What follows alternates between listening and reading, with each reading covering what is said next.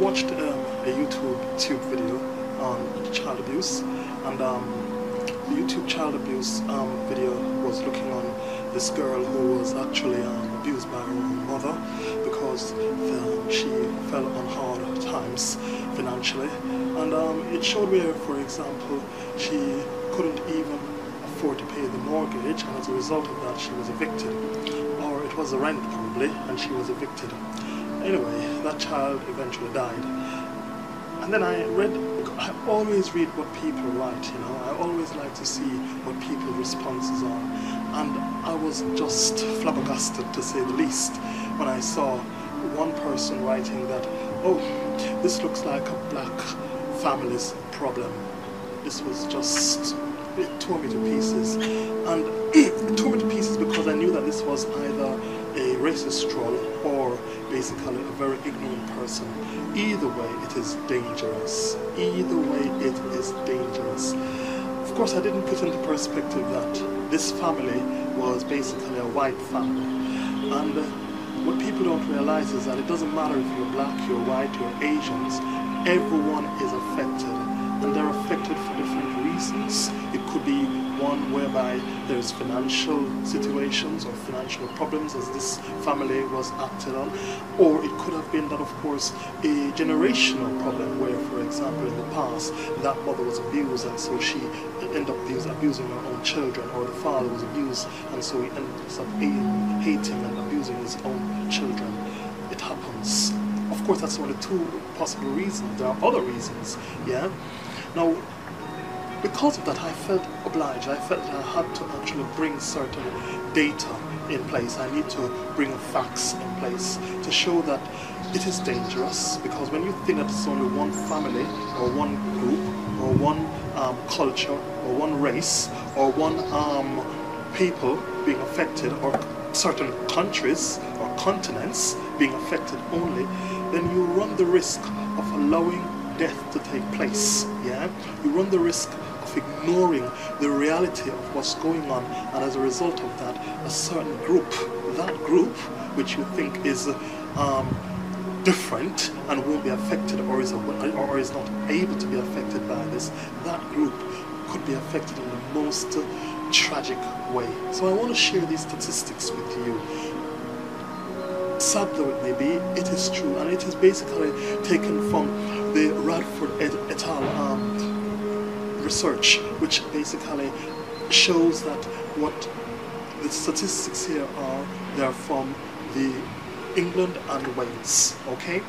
So let me run it by you, seriously, because you need to understand that 2/3, or about 66% of sexual abuse children were from 1 to 17 years old in England and Wales in 2010-2011, yeah? That's a lot. That's actually a lot, right? 17,222 sexual crimes against children were under 16 in England and Wales. And that was in 2010-11. 4,301 sexual assault on a female child who was under 13. That is bad. 1,125 sexual assault on a male child under the age of 13, and that's basically a selective amount of people who were actually researched on. So please get that in your mind, yeah? But here is the tragic part of it. 1 in 80 children under 11 years old experience physical violence of the hands of parents or guardians. So it's not just a black child, or in Africa, or in Asia, where you will find this happening. This is something that has happened in England and Wales, yeah? And even though we know it's a multicultural society where you're finding a lot more ethnic minorities in this country, or these countries, what we are finding out though is that a lot of them are also white people who are being affected, yeah? And I can tell you one very, very famous incident was Baby P, yeah, who was beaten to death. Social workers were always there, and still it was not actually taken seriously. Then we have, of course, 1 in 14 children aged 11 to 17 who have experienced physical violence at the hands of parents or guardians. Right? 60 to 70% of child sex offenders target girls, 20 to 33% of them target boys, and 10% of them do not care whether it is a boy or a girl. So I can tell you pedophilia is on the rise without a doubt.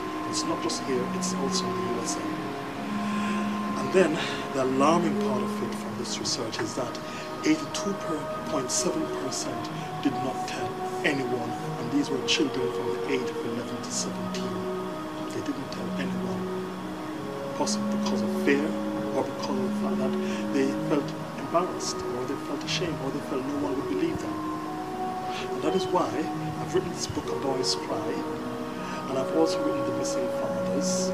So I ask you to support me in whatever way you can. Buy the book, tell someone, spread the word on maybe Facebook, Twitter, wherever. Just do your thing, yeah? And I must say that I really appreciate the help so far. So far I've had 200 copies of A Boy's Cry sold in the USA, but we can do better than that, yeah? So I just need you to understand that it's time we start to think in a very more mature, in a serious way, because it could mean you saving a life. Thank you very much.